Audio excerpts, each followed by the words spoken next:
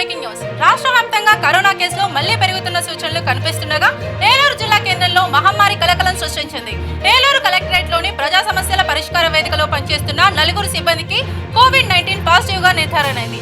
ఈ పరిణామంతో కలెక్టరేట్ వర్గాలు అప్రమత్తమయ్యాయి. దీంతో వైద్య ఆరోగ్య శాఖ అధికారులు తక్షణ చర్యలు చేపట్టారు. పాజిటివ్ వచ్చిన ఉద్యోగులు ప్రస్తుతం హోమ్ ఐసోలేషన్ లో ఉండి చికిత్స పొందుతున్నారు. ముందు జాగ్రత్త చర్యగా కలెక్టరేట్ లోని ఇతర ఉద్యోగులు సిబ్బందికి కూడా కరోనా పాజిటివ్ నిర్ధారణ పరీక్షలు నిర్వహిస్తున్నారు.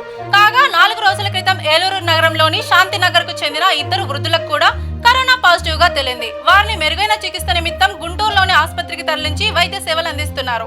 తాజాగా కేసులతో జిల్లా కొంత ఆందోళన నెలకొంది.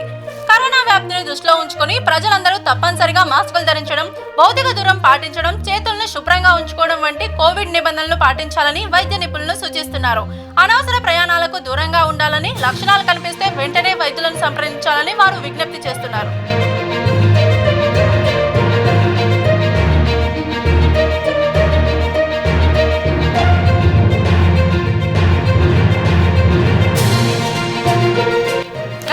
ఇప్పుడే అందిన బ్రేకింగ్ న్యూస్. రాష్ట్ర వ్యాప్తంగా కరోనా కేసులు మళ్లీ పెరుగుతున్న సూచనలు కనిపిస్తుండగా ఏలూరు జిల్లా కేంద్రంలో మహమ్మారి కలకలం సృష్టించింది.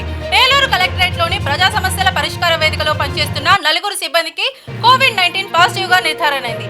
ఈ పరిణామంతో కలెక్టరేట్ వర్గాలు అప్రమత్తమయ్యాయి. దీంతో వైద్య ఆరోగ్య శాఖ అధికారులు తక్షణ చర్యలు చేపట్టారు. పాజిటివ్ వచ్చిన ఉద్యోగులు ప్రస్తుతం హోమ్ ఐసోలేషన్ లో ఉండి చికిత్స పొందుతున్నారు.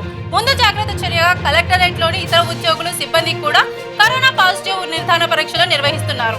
కాగా 4 రోజుల క్రితం ఏలూరు నగరంలోని శాంతినగర్ కు చెందిన 2 వృద్ధులకు కూడా కరోనా పాజిటివ్ గా తేలింది. వారిని మెరుగైన చికిత్స నిమిత్తం గుంటూరులోని ఆసుపత్రికి తరలించి వైద్య సేవలు అందిస్తున్నారు. తాజాగా కేసులతో జిల్లా కొంత ఆందోళన నెలకొంది.